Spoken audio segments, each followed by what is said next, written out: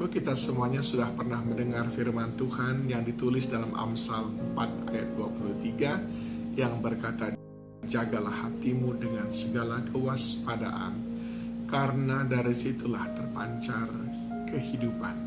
Sudah hafal kita ayat ini. Tapi apa sebetulnya maksudnya menjaga hati? Apakah kita jaga hati kita supaya kita tidak disakiti orang? Apakah kita menyembunyikan diri kita sehingga hati kita tidak diusik oleh orang lain? Tidak, saudaraku. Bukan itu maksudnya. Namun demikian, Tuhan sangat menempatkan pentingnya keadaan hati kita menjadi faktor penentu. Saudara tentu ingat dalam 1 Samuel 16 ayat 7, firman Tuhan berkata, "Tetapi berfirmanlah Tuhan kepada Samuel, janganlah pandang parasnya atau perawakannya yang tinggi, sebab aku telah menolaknya. Bukan yang dilihat manusia, yang dilihat Allah. Manusia melihat apa yang di depan mata, Tuhan melihat hati." Ini alasan yang pertama, saudaraku. Mengapa kita harus menjaga hati? Karena Tuhan melihat hati. Tuhan sangat berurusan dengan hati.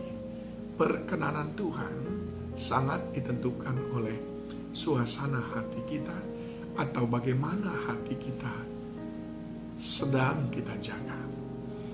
Atau kita juga bisa melihat bagaimana yang dituliskan di dalam Yosua 14 ayat 8 dan 9 terkait dengan Kaleb.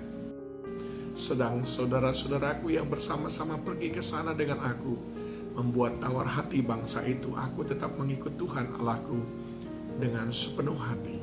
Pada waktu itu Musa bersumpah, katanya, sesungguhnya tanah yang diinjak oleh kakimu itu akan menjadi milik pusakamu dan anak-anakmu sampai selama-lamanya, sebab engkau tetap mengikuti Tuhan Allahku dengan sepenuh hati." Bukan cuma perkenanan Tuhan, saudaraku. Sering sekali perkenanan dari manusia, entahkah itu orang tua, kerabat, suami, istri, sahabat, atasan, pimpinan. Kita mendapatkan perkenanan daripada mereka. Sangat ditentukan oleh keadaan hati kita di mata mereka. Sebab sebagaimana kitab Lukas berkata, apa yang keluar dari mulut adalah meluap dari hati kita. Jadi ingat, perkenanan Tuhan, perkenanan manusia, dan menentukan pikiran dan perkataan kita. Itu sebabnya kita perlu menjaga hati. Nah, pertanyaannya, bagaimana caranya kita menjaga hati kita, saudaraku? Yang pertama adalah kita harus menjaga hati kita dengan disiplin rohani. Sama seperti Yesus Kristus yang terus menekuni, membaca dan merenungkan firman, bahkan intim dengan Bapa di surga lewat jam-jam doa, sehingga dia boleh memiliki hati yang seirama dengan hati Tuhan.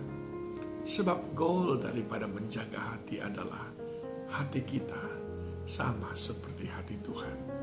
Apa yang ada dalam hati kita sama dengan apa yang ada dalam hati Tuhan. Makanya kita perlu menjaga disiplin-disiplin rohani.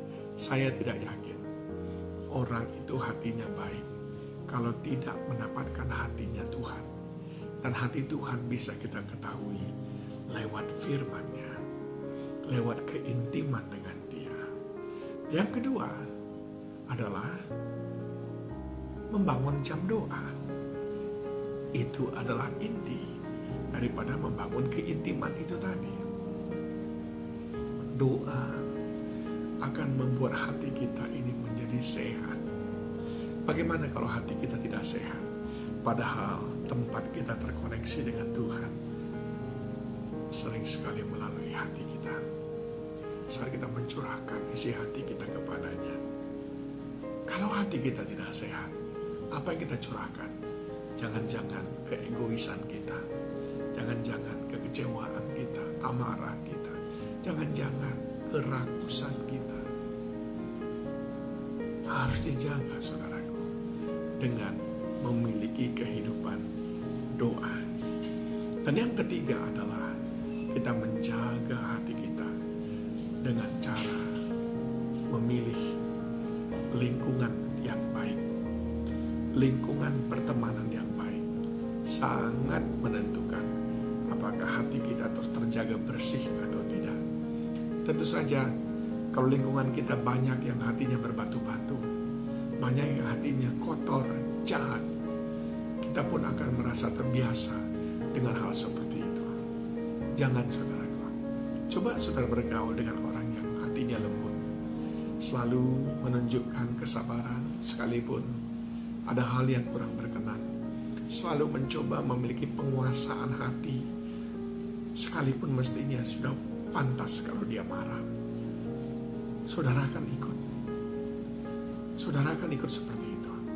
Tinggallah dengan orang-orang yang berkata halus. 3 bulan saudara akan sama. Makanya perlu menjaga persahabatan dan pertemanan saudara. Dan yang terakhir adalah kita harus terbiasa untuk menghadapi pencobaan dengan cara benar. Hadapi pencobaan dengan cara benar. Sering sekali karena kita tidak terbiasa menghadapi pencobaan, lalu suasana hati kita terganggu, lalu kita lupa bersyukur. Yang ada adalah sumut-sumutnya yang semakin menjadi-jadi. Filipi 4 ayat 6-7 berkata, janganlah hendaknya kamu khawatir tentang apapun juga. Ini orang yang sudah terbiasa menghadapi pencobaan, tantangan, sulitnya hidup. Ini kata-katanya. Tetapi nyatakanlah dalam segala hal keinginanmu kepada Allah dalam doa dan permohonan dengan ucapan syukur. Damai sejahtera Allah yang melampaui segala akal akan memelihara hati dan pikiranmu dalam Kristus Yesus. Hati siapa? Hati orang yang terbiasa menghadapi tantangan, pencobaan dengan tetap mengandalkan Tuhan, dengan tetap bersyukur kepada Tuhan lewat doa dan puji-pujian.